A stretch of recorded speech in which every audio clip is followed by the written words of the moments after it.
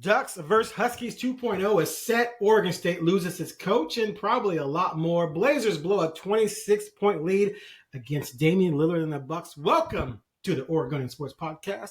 I'm Aaron Fentress of the Oregonian and OregonLive, along with my homie, KOIN 6's Brenna Greene. You qualified the homie status now, just so you know. Hey. Anyway, 15 podcasts later, or whatever it's been.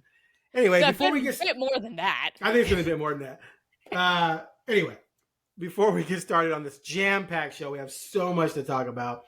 Please remember that you can join our subtext campaign. Text 503-386-0095, and you can receive text directly to you with sports inside information from myself, James Crepia, Nick Daschel, Bill Orm, and others. And then you can communicate back with us. You can tell me my takes suck, and I'll respond and tell you they don't and tell you why and own you in real time. Anyway, again, 503, Britta's laughing at me, 386-0095. You'll receive a link. Click it, 14-day trial. After that, it's $3.99 a month. That's nothing. That's chump change to listen to a bunch of chumps texting at you. Anyway, so Brenna, how was your weekend? You were at the civil whatever we call it, on Friday. First of all, I just want to say that texting service was created for you. Wasn't it? There's nothing Aaron Fentress loves more than to mix it up with a completely random person. The more random, the better. Yes, exactly. Yes, I was down in Eugene this weekend. It was, first of all, holy smokes. I am so happy that next year Oregon and UW play on Saturday and not Friday, because getting to Eugene took me 3.5 hours. Oh, what time did you leave? 11:45. Yikes. Yeah. And a lot of it was because of our fine friends at Woodburn. That took a while.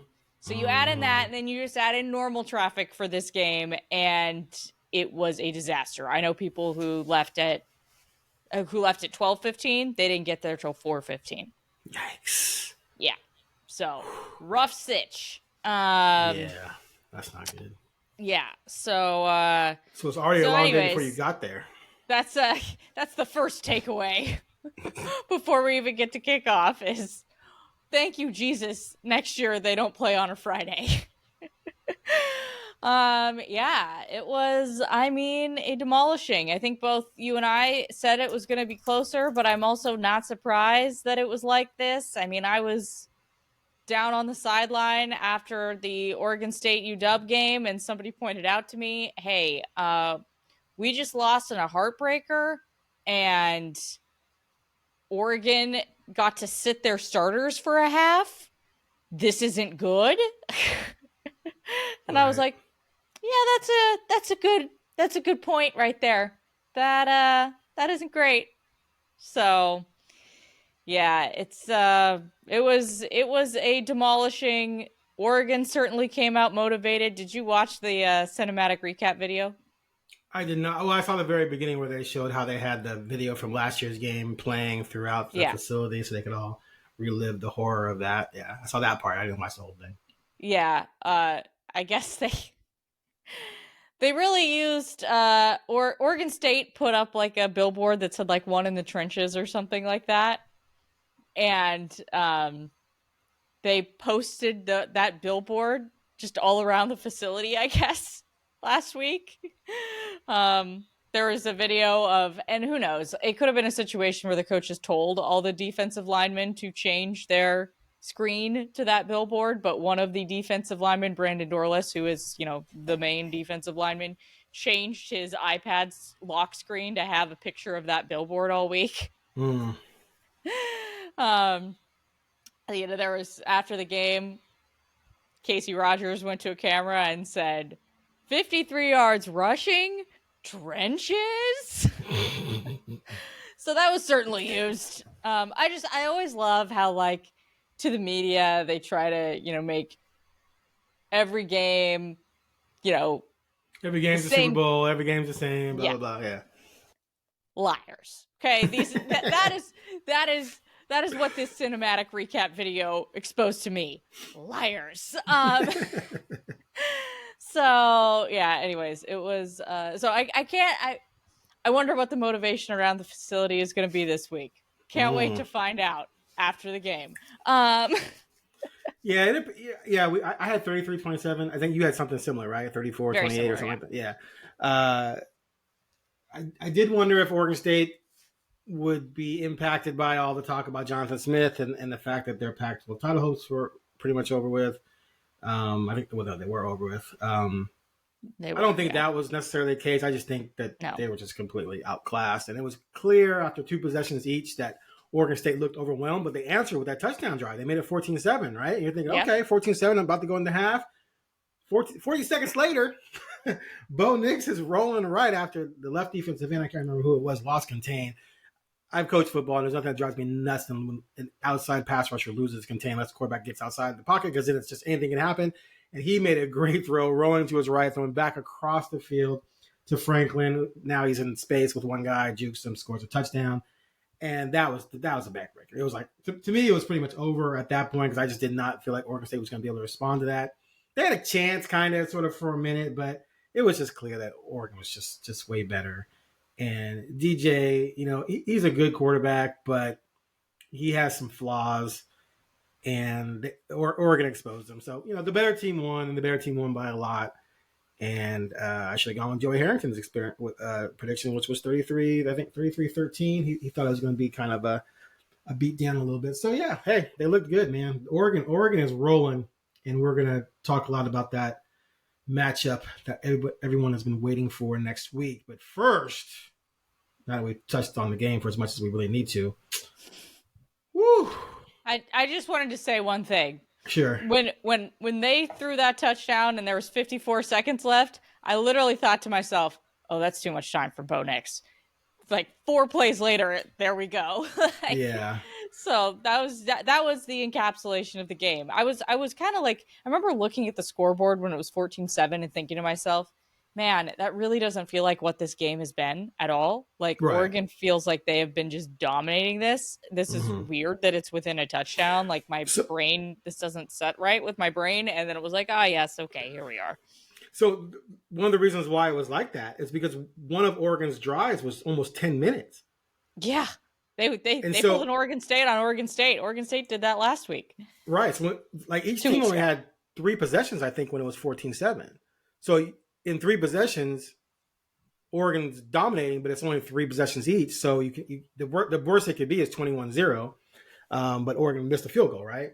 Oregon missed a field goal. Yes. And then So it's when you have those long drives, you're like, man, it feels like they're really dominating, but they're only up 14-7. But the fact that they went right down there like that, boom, boom, boom, was just like, okay, this is over. And what else is over? I tweeted that night that it was really sad what's about to happen to the Oregon State football program because Jonathan Smith did a great job rebuilding that thing, and it's just sad that this is a good program with great facilities. They just redid the stadium.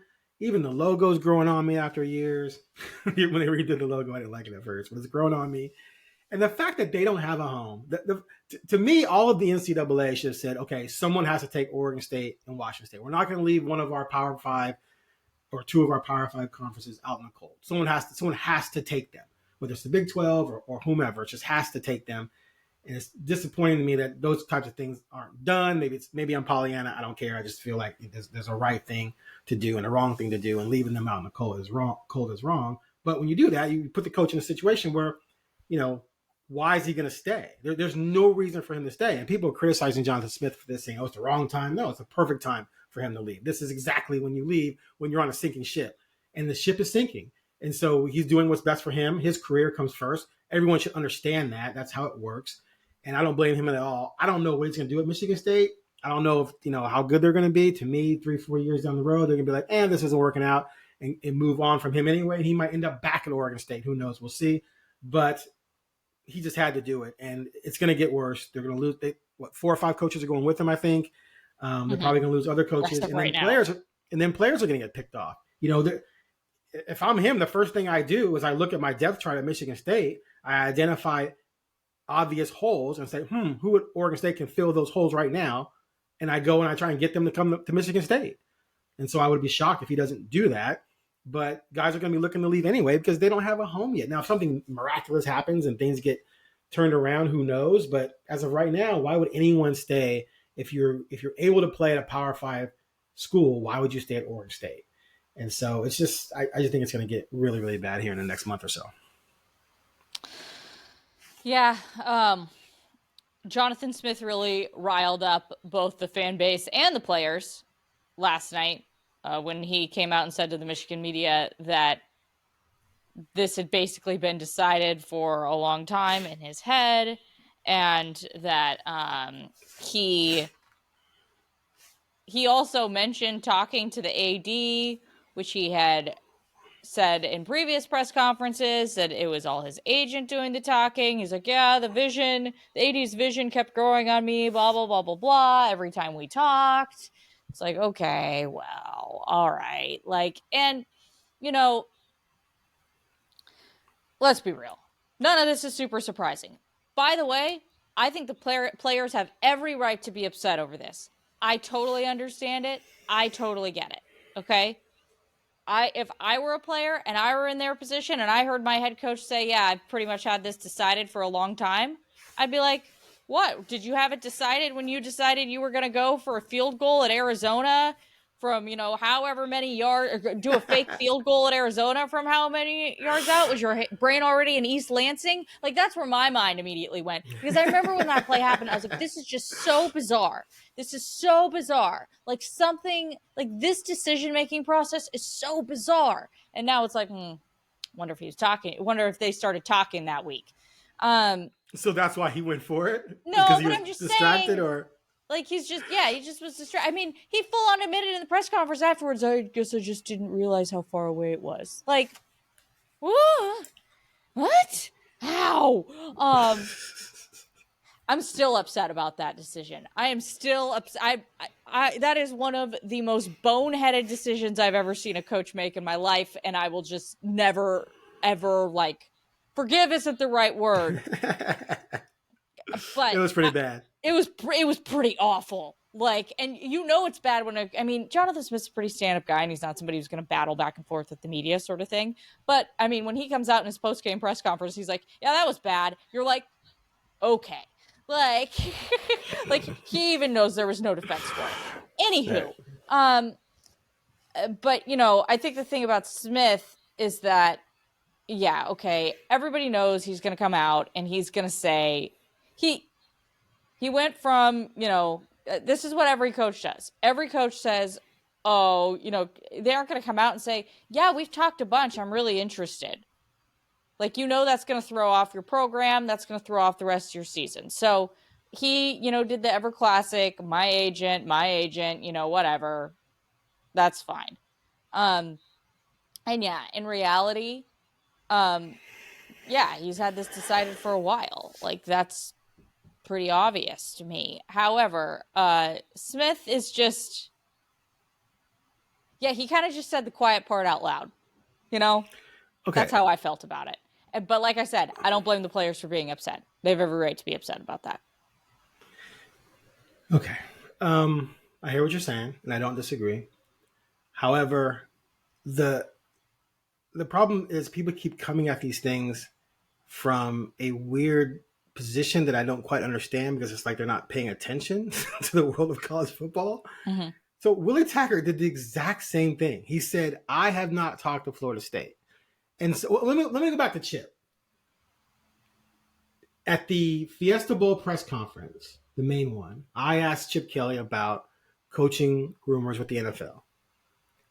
Specifically, I think Cleveland and Philly were sort of like the two teams. In the previous year, he had accepted Tampa, then reversed on that. And he said he hadn't talked to anyone. But it was obvious that his agent was. So he was playing that game. Mm-hmm. I'm not talking to anyone. Plausible deniability. But we all knew his agent clearly was. Yes. Right? But he was focused on the game. And of course, he left. Willie Taggart did the same thing. I haven't talked to Florida State. But his agent had been talking to Florida State.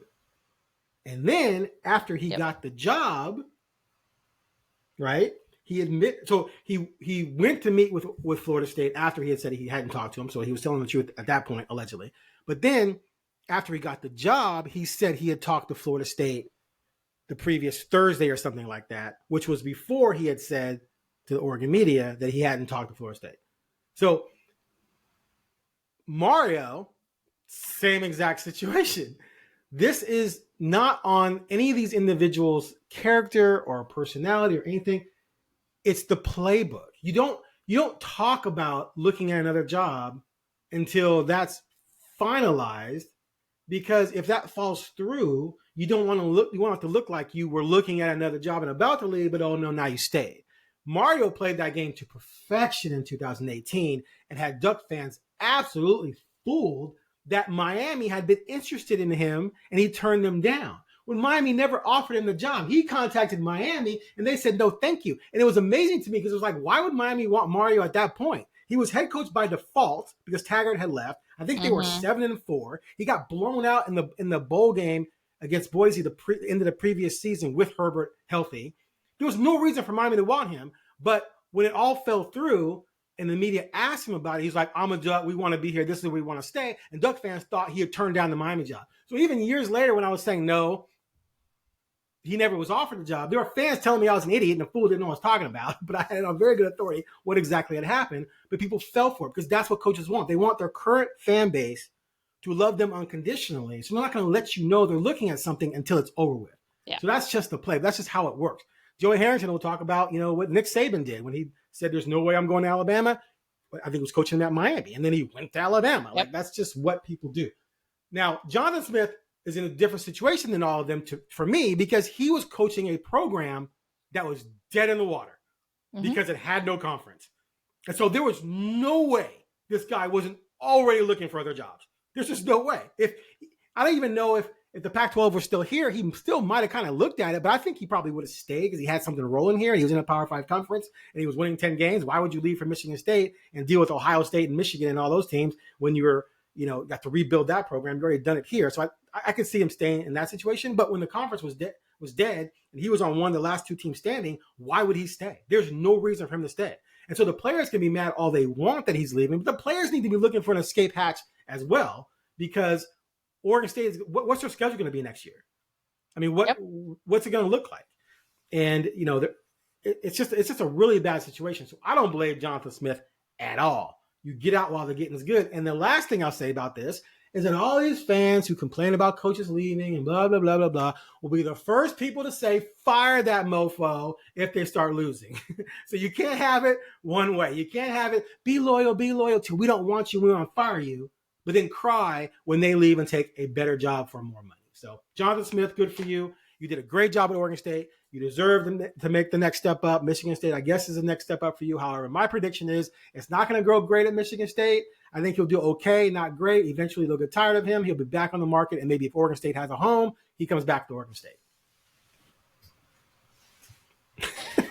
We love us some buyout money.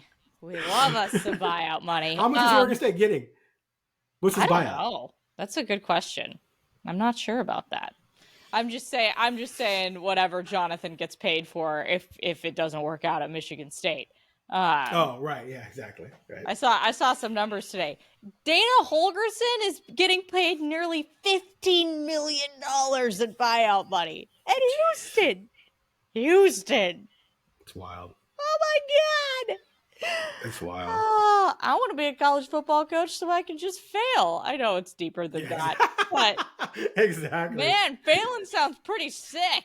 Like, well, and look at that part of it in the equation I'm talking about, where it's a business. Yep. Programs are willing to give people tens of millions of dollars to go away. Yep. There's so much money involved in this. I mean, even Helfrich's got I think $10 million to walk, and Oregon was pissed because he didn't take another job to offset something. They thought he'd take another job and they'll offset. And Helfrich was so distraught about getting fired that he just shut down and didn't do anything until he took the Bears OC job a few years later, and that was only maybe $500K or whatever. He had already settled the buyout, so I don't think he had to pay them back from that, is my understanding. But, Oregon paid a lot of money to move on from him. Florida State obviously bought out Taggart, gave him a lot of money, had to pay him, I think, $18 million when they fired him. And that's all chump change now compared to what's going on in other parts of the country. So, yeah, the A&M thing is just... That was egregious. That's embarrassing. That's embarrassing. I'm embarrassed for Texas A&M program. You got worked. Hoodwinked. Let's just put it out there. He took you for $100 million and coached 4 years. That's amazing. We'll always have his little spat with Nick Saban, though. That was lovely. Yeah, that's worth it. That was worth it for me as not as a fan. That was great. Ridiculous. But yeah, I mean, yeah, it's hard. It's like, it's one of those situations where I can understand everyone's point of view. Like I said, Jonathan Smith said the quiet part out loud. He said the quiet part out loud, and that's where he ultimately went wrong, because that is going to fire everyone up, and that's not gonna work out for him well with this fan base. So why? I mean, everybody's pretty upset online. What do they want from the guy? Fielding all the comments. What do they want from him? They're upset because everything's falling apart and they're looking for someone to blame. And they're blaming the one guy they shouldn't blame. He's supposed to detonate his career for Oregon State? No, I agree with you. I think ultimately it makes sense that he's leaving. And, if he would have stuck around, guess what? It would have been an absolute portal fest over there. So, of course. Even if he stays, it's going to be a portal fest. Exactly. Yeah. So I understand him leaving. The comment of him saying this has been decided for a long time, that is rough, because it definitely makes everybody feel like you weren't putting your all into the season that you were in when you asked everybody on your team, I need 4 months of concentration from you. But I understand. I see the look on your face. Coaching hire stuff goes fast. This stuff goes quickly. And we all know that. So I just don't believe he didn't put his heart into coaching because he knew he was probably going to leave. Like, I don't know if I buy that. Yeah. I mean, it's not like they went out there and they were getting smoked by several teams. They lost, 3 games by 8 points, and then, Oregon was just way better. So, I don't know. Well, yeah. So now Oregon State needs a new head coach. Yeah. Do you have any thoughts on someone who you think could be good? Not a clue. There's a lot of people out there that could be good, but like, who is gonna make that move from the job they have now when there's so much uncertainty? It would, to me, you'd have to hire someone who's making an obvious leap up to an uncertain situation. Like the Oregonians, Nick Daschel made up a list of 20 names, and like Jeff Tedford's on there. Okay, so why is Jeff Tedford leaving Fresno? He's at Fresno, right? Yes, he's at Fresno, yes. What to come to Oregon State? Oh, Oregon State's a move up. Well, is it? I mean, is it a move up right now? I don't know. So yeah, I mean, if we're looking at Mountain West coaches, the one that makes the most sense to me would be Brett Brennan at San Jose State. Yeah. Because that's a program that, let's be frank, doesn't have much of a fan base. The facilities at OSU are markedly better. And you're just going to have, even with the situation, you're going to have more support. Right.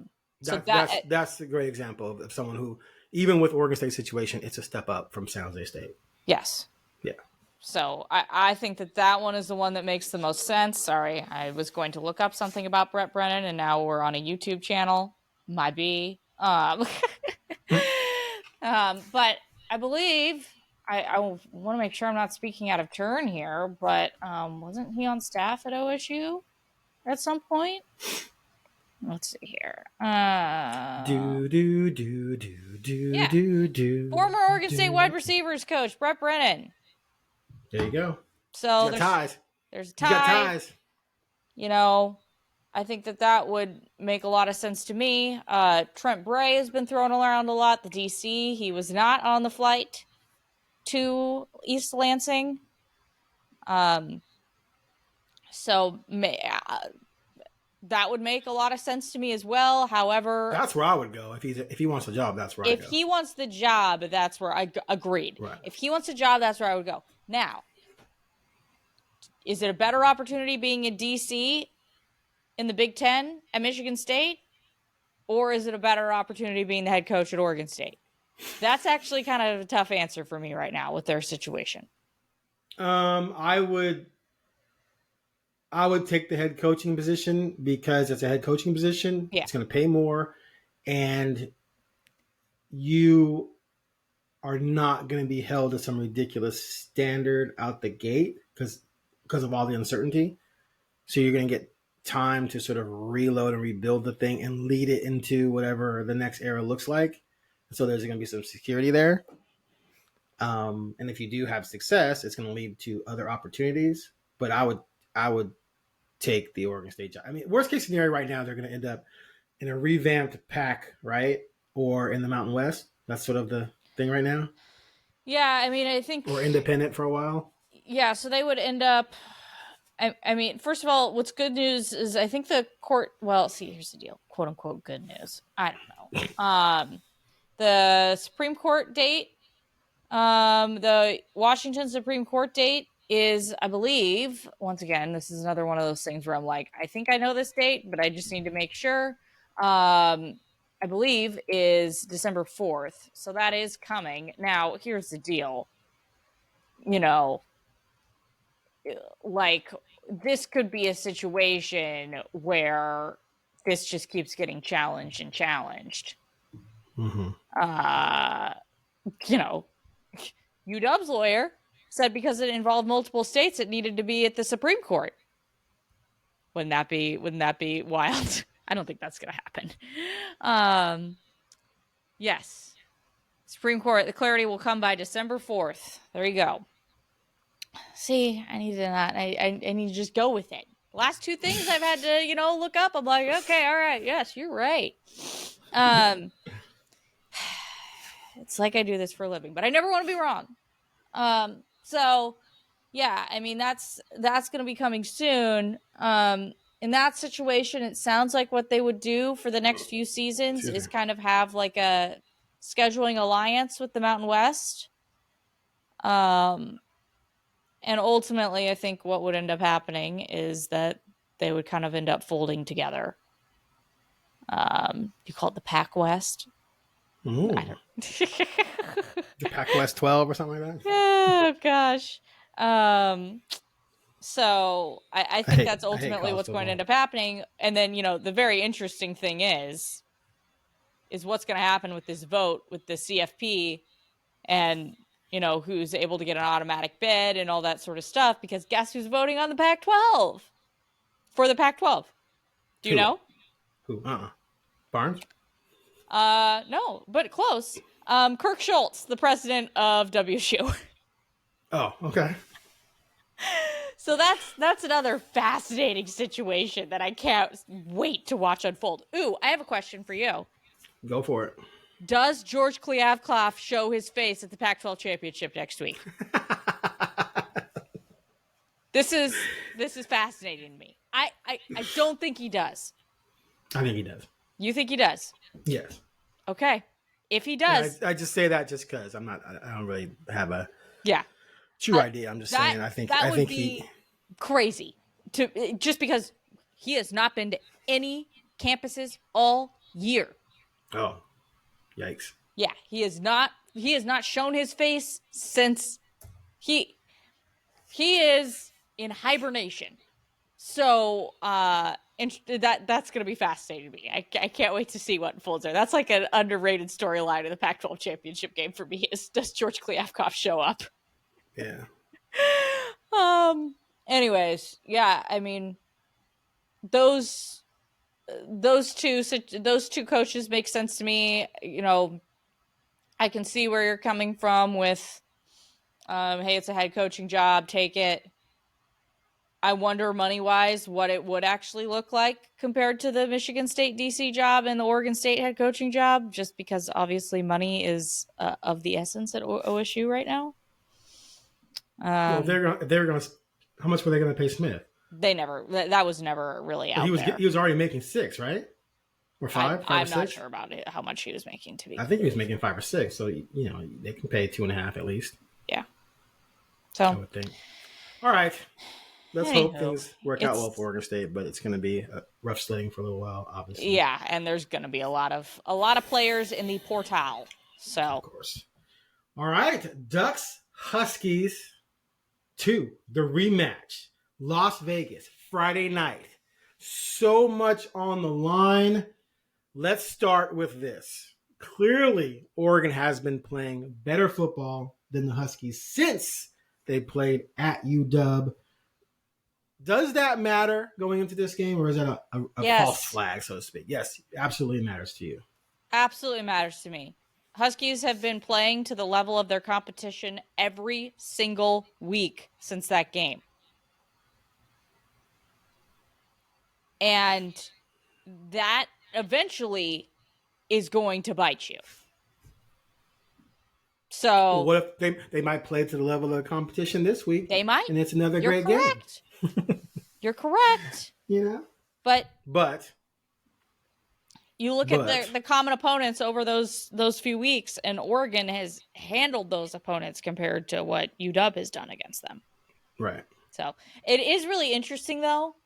Like, this UW team beat Oregon. I have never seen a team that lost to another team during the regular season be so, like, heavily favored isn't the right word. Like, almost assumed to be the winner. Yeah, it is interesting. And I think it goes along with what you just said, though. I mean, Oregon has been handling the teams that Washington has been struggling with. And Washington didn't necessarily beat Oregon. They won the game. Yes. Right? Someone was going to win, someone's going to lose. Time ran out. Or, Oregon lost, Washington won. But Washington didn't, beat them. No. Oregon was 3 yards away from winning and has outplayed them ever since. I do think, is the line up to 9 or 10? Did it jump up to 9 or 10? Because it was 7.5 to start, right? I thought I heard yesterday. I know Oregon was on the obviously the winning team in terms of the line, but I'm not sure where the line is at now. I feel like it's inflated a little bit. I mean, Washington has not played necessarily great. I'm really disappointed in them against Washington State. I thought, you're at home, it's Washington State, throttle them. Beat them 49-24, make a statement. And Washington State had the ball with the game tied with a couple minutes left, driving to try and steal the game. I'm like, what are you doing, Huskies? Like, seriously? This is the best you got? So maybe it's a situation where they're just trending down, the Ducks are trending up, and they're going to meet, and the Ducks are going to whack them. Or maybe it's a situation where Washington's offense comes to play, and if that happens, it's going to be a shootout, sort of like it was last time. It's going to be anyone's ball game. But right now, my inclination is the smart money is on the Ducks, just because they have been elevating and getting better every week since that loss, whereas the Huskies have been just treading water and getting by.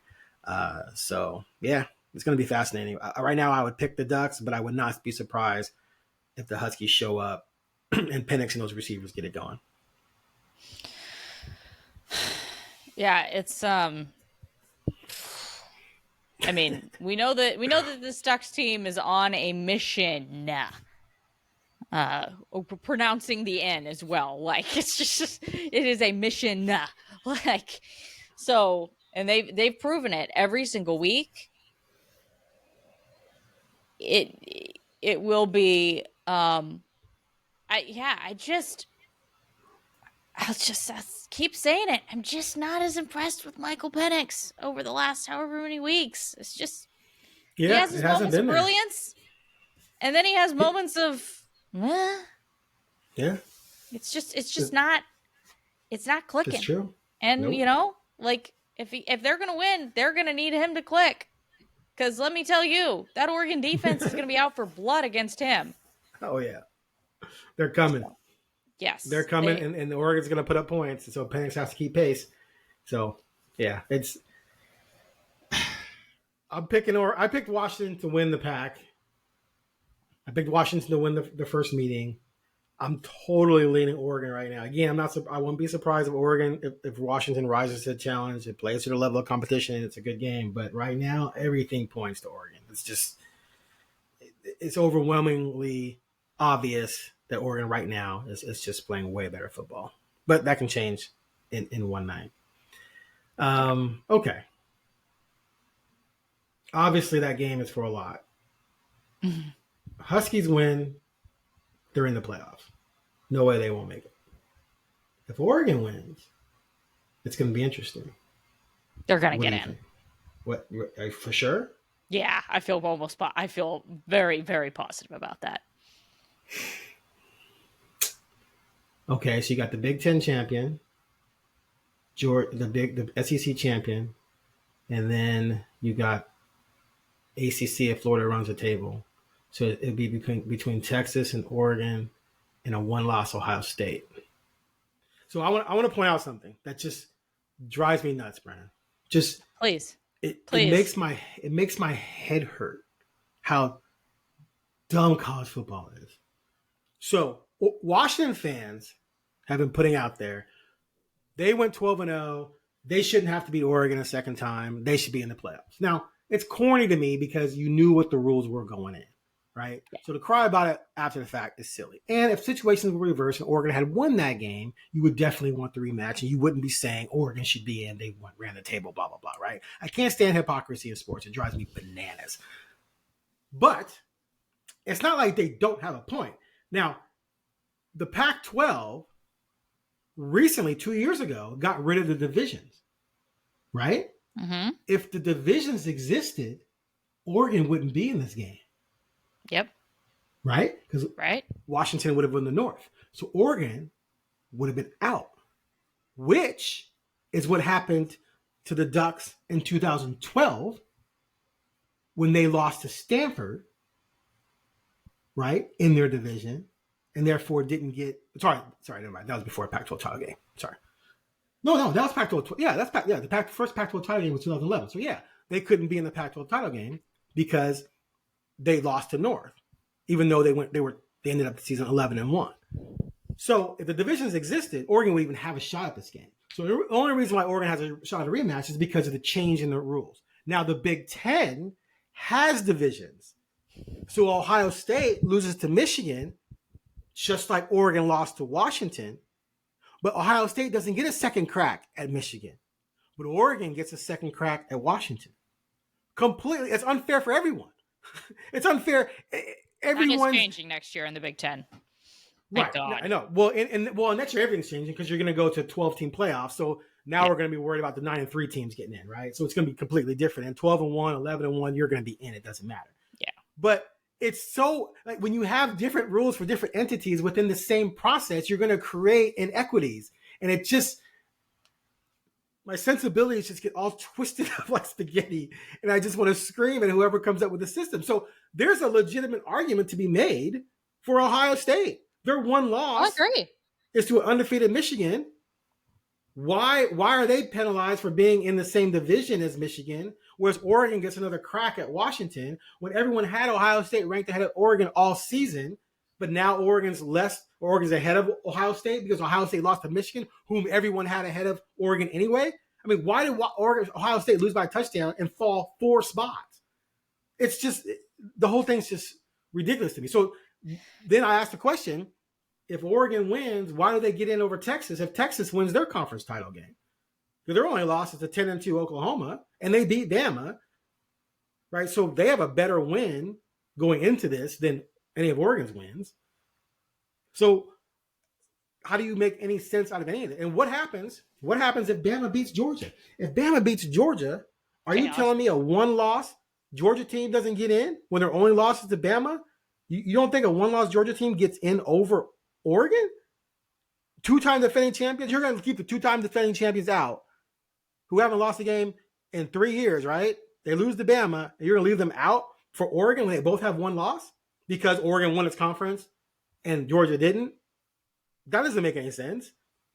It's too bad they didn't change this sooner so we could not even have to have this conversation. But it's going to be fascinating to see how it all plays out if everything stays.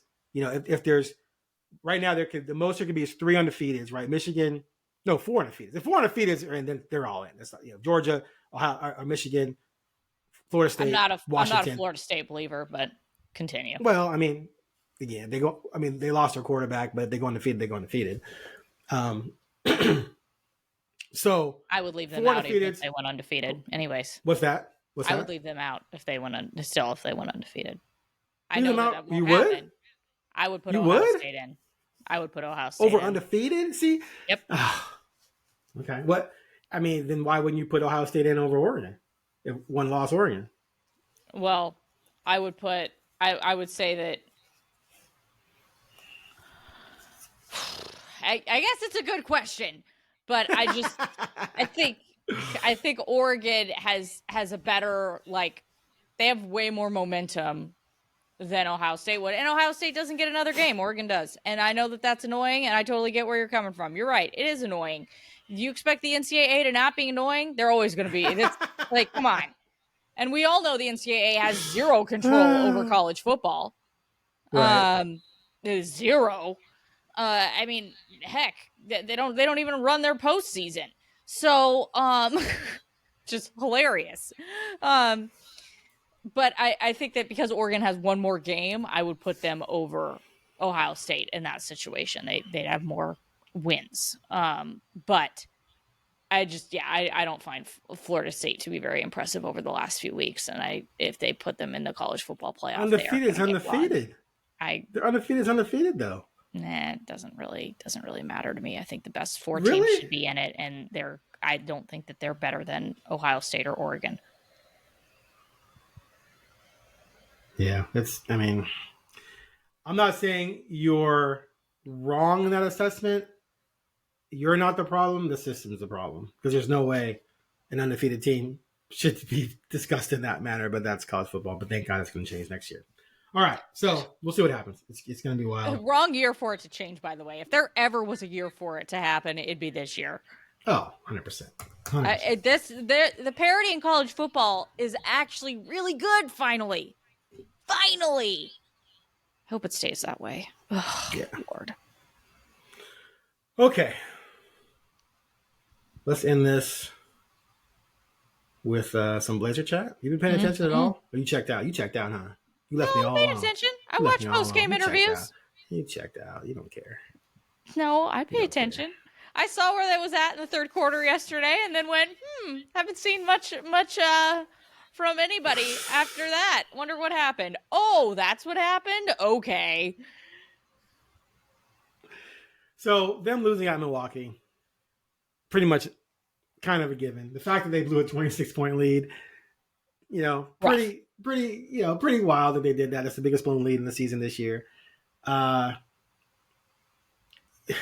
thing for me in that game was the first half, they were just on fire from 3-point range, 10 of 17. And they were forcing some turnovers to get down transition, killing in the fast break. They scored 65 points. And I'm thinking, can this last? And of course it didn't. Second half, 3 of 15 on threes. They're the worst 3-point shooting team in the league, although they've been shooting better the last 3 games, over 40% all 3 games. But, Lillard and Giannis got rolling. The 3 stopped falling for Portland. They went on a 14-0 run. They got within 12. Once they got to within 12, I was like, okay, now this is anyone's ball game. And then they just slowly chipped away and won.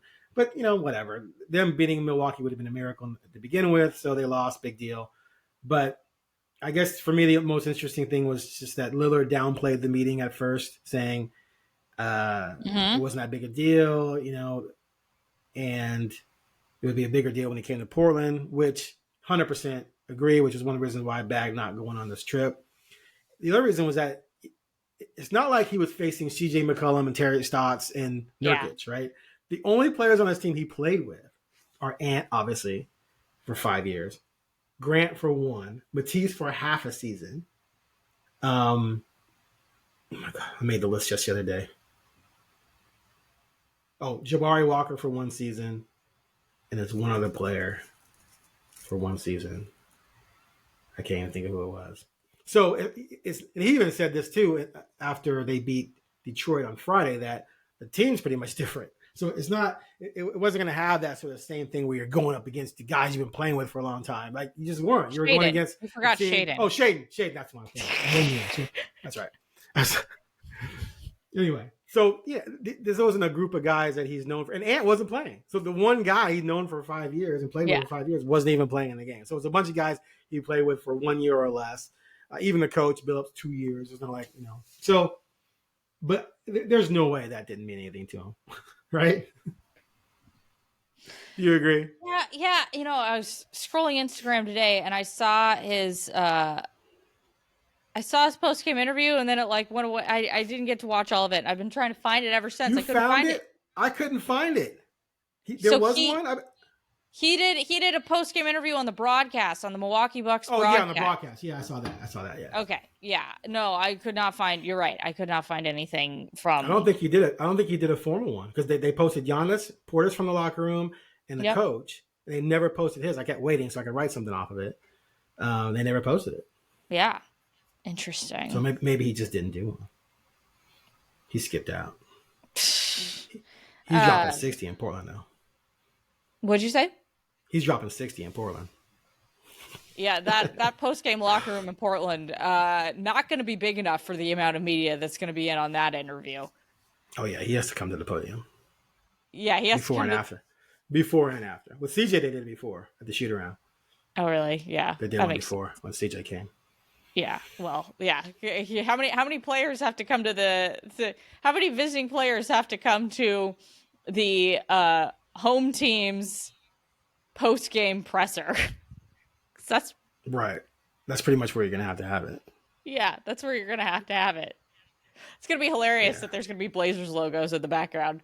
No, they can swap those. They can swap. Yeah, well, they swap them. Yeah, okay. Yeah, I guess you could. Yeah, I guess you're right. We'll see. So, yeah, it seemed like in that brief snippet of the post-game interview that I saw that was on the Bucks broadcast that once he got into the game, he definitely realized it meant a little bit more to him than what he was saying. And I know I did see the part where he said, he was like, should I go into the visiting locker room and say hi to people? And then he's like, no, I shouldn't do that. I think it was weirder for him than what he expected it to be. But we all know the weirdness is going to be here January 31st. That's going to be insane. God, Moda is going to be on fire that night. That's going to be definitely the most lit game of the year by far and away. Were you there for the CJ return? No, I was not. I was not in the market yet. That was amazing. When they introduced him, the standing ovation that just lasted forever. Like I literally got chills. It was so amazing seeing how people greeted him.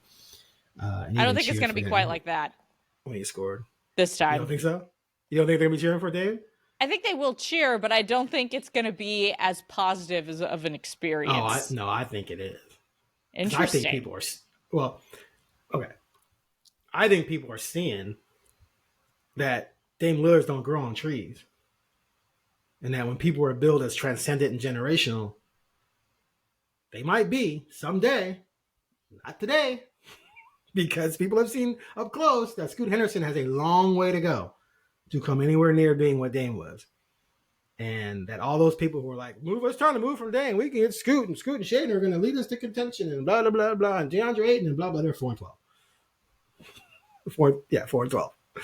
And Scoot's struggling, and he has a lot of work to do. And anyone, maybe you're right. Maybe Blazers fans are more petty than I think.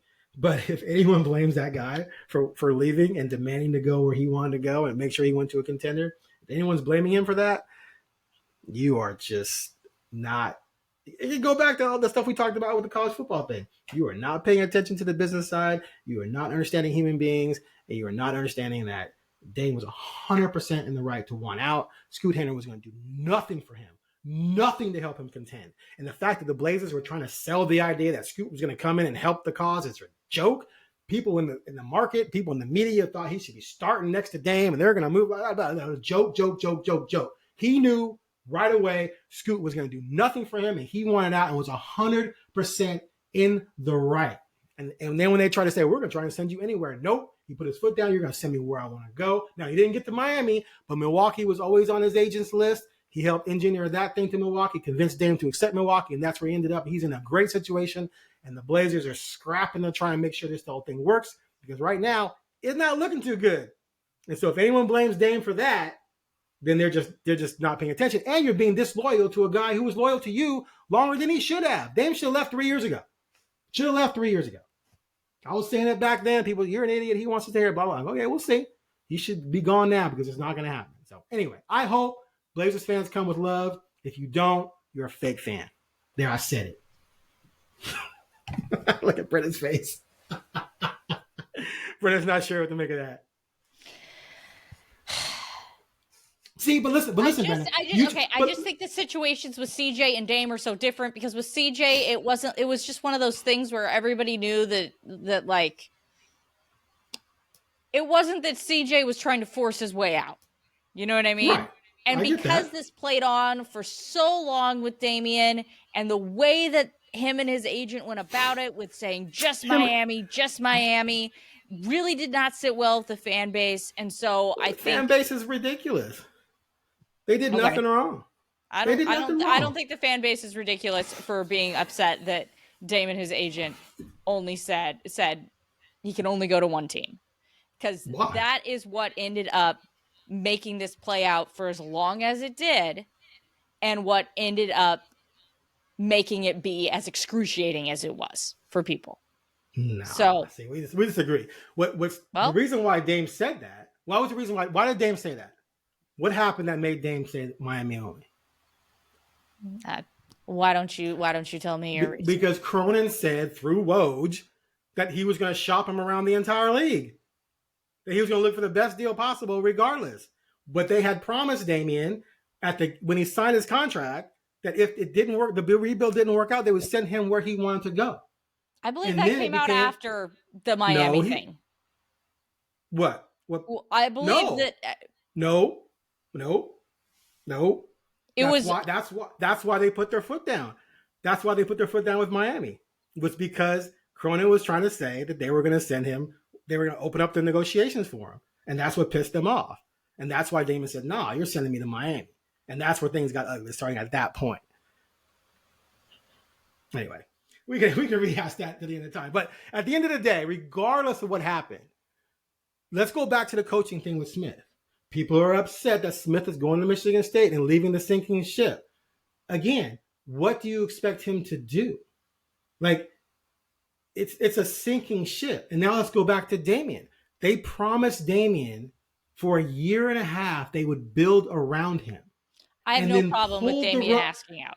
Right. Okay. So if you're asking out, your demands are going to be to go to a contender. And if they told you, we'll send you where you want to go, and then they try not to, you're going to play the hand you have. And if people don't get that, that's what I don't understand. Like, that's the leverage he had.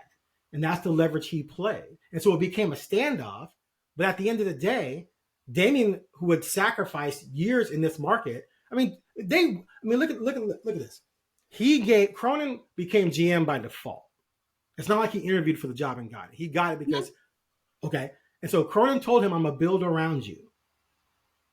And he said, okay, I'll trust you. And then Cronin shifted gears on him. Cronin wasted Dame's greatest season ever and admitted at the end of the season that he could have done a better job adding more veterans and stop trying to play the middle with all these young guys. Right? He could have had more veterans, more length, more depth, so that when guys got injured, they could withstand it, but he didn't do that. And then he asked Damon to sit out the last part of the year so they could get a high pick and trade the pick to build around him. So when you add all that stuff up, the fact that Damian played the hand he had and went hardball on them and did what they did, 100% above board, because he was led astray and run amok on with what they promised him.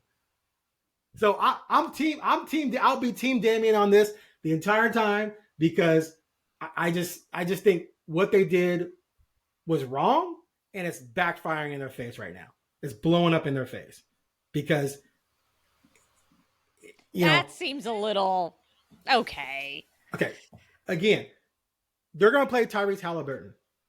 Tyrese Halliburton tonight is a marquee blowing up superstar point guard. Scoot Henderson is so far from that. We saw Donovan Mitchell. Scoot Henderson is so far from that. Scoot Henderson has to be on the level of Halliburton, Donovan Mitchell. They called him transcendent like and generous. Games. No, I'm not saying today, Brenna. Okay, I'm saying that's where he has to get to, or the whole thing was folly. That's the pressure that's on this kid. They put that much pressure on this kid. That's what he has to be. And he's far, far, far from that. And we'll see if he gets there. I hope he does. He's a great kid. But they put a target on his back. They put so much pressure on him to be so great to justify what they did with Damian. And so I don't blame Damian. And, if Cronin honestly believed he couldn't get a good deal to help Damian, and this is the path he took, great. That's your prerogative. But if it doesn't work out, then you will have wasted a great opportunity with Damian, and I have no problem with him doing what he did because he had to look out for number one because the Blazers were not. So we can agree to disagree.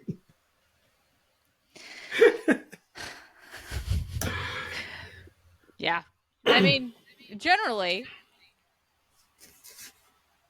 yeah, you have on our rundown. Have lost 9 out of 10.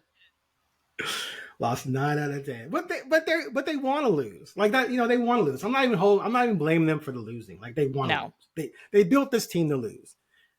And so they're going to lose. They're going to get another top 5 pick. They're going to draft another guy, add another youngster to it. So next year they'll have Scoot at 20, Shaden at 21, a new guy at 19. They'll still be working with 8. And they'll probably get back in the lottery again and draft another guy and just keep adding pieces and hope that someone pops as a star and then they can elevate the franchise. But OKC, Houston are rolling. Wemby and San Antonio, they're going to add talent to that. It's just going to be tough sledding for this franchise for a long time, I think. Unless Scoot over the next 2 years becomes a marquee, point guard, a dominant all-star level point guard. I will say, I'll give them this. Even though they've lost 9 out of the 10 or whatever, it definitely doesn't seem like the vibes are bad around this team, which is really interesting because normally... No, because they know. They know they're not supposed to win. They want to. They try. They work hard. Every loss, I've been in that locker room after every home loss and some on the road. And it's never like down or like totally depressed or anything. Like they're disappointed, and there's a little bit, we lost. But, one night Jeremy Grant and Thibault were joking about something they were going to go do that night or something like that. And, they just lost. I can't remember who they lost to, but it might have been the Laker game. But they know they're overmatched. They know these are NBA players. They know what other NBA teams look like and the talent difference. Mm-hmm. And, I think when going in, you're going to get spanked. When you get spanked, it doesn't hurt quite as badly. And you're accepting the process. And this is why I asked the question I asked in Vegas when people criticized me for the question, but it was like, you signing Grant and Thibault, is this a sign that you're not, going to tank the season, that you're going to try and win? And Cronin insisted, we have a high talent level. We're going to try and win. But then they did nothing else to actually try and win. And so they clearly went into the season knowing they were going to stack losses. And so if you know that, then you're not going to react negatively. You're going to accept it and just roll with it. So we'll see how they feel, late January when they're, 10 and 25, 10 and 30 or whatever, if they're even that. But anyway, all right. So we'll see what happens when Dame comes. I think he's going to get massive love. I think people get it. I think people know what he meant to this franchise. And you think it'll be less than CJ. So we shall see. Anything else? We shall see. We're not going to talk Josh Giddey. Just kidding. Anyway, all right. That's enough of that. So, we done? I think so. Is that it? We covered everything? Okay. Be sure to subscribe to our subtext feature. Text 503-386-0095. You'll receive a link. Click on the link. Start your 14-day trial. I'm Aaron Fentress. She is Brenna Greene. We had some disagreements today. We had disagreements on Jonathan Smith. We had disagreements on Dame. That was fun. I got to see you roll your eyes at me sort of kind of a couple of times. That's always entertaining. Brenna, bring in the heat. Hold me accountable. Anyway, thanks for listening. We'll be back soon after this. Oh my God. So who's your pick? Give me your pick. Oregon. Friday night, who's your pick? Oregon for sure. What score? What score?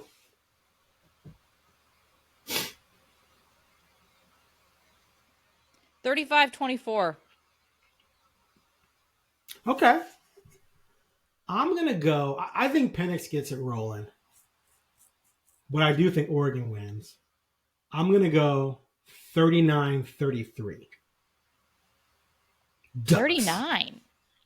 I like picking random numbers. Okay, well that is a random number in a college football when game. When you're picking a score, well, you get the 30 pretty easy, and missed extra point. You know, Dan's gonna go for it. Go for it once, go for two, not get it. That'll cost him a point. So 40 becomes 39. See? Okay. Picking scores is so random. I mean, so I like making random numbers sometimes. Okay. All right. Thanks for listening. We'll be back next week to break down the game and the playoff situation. Thanks for listening.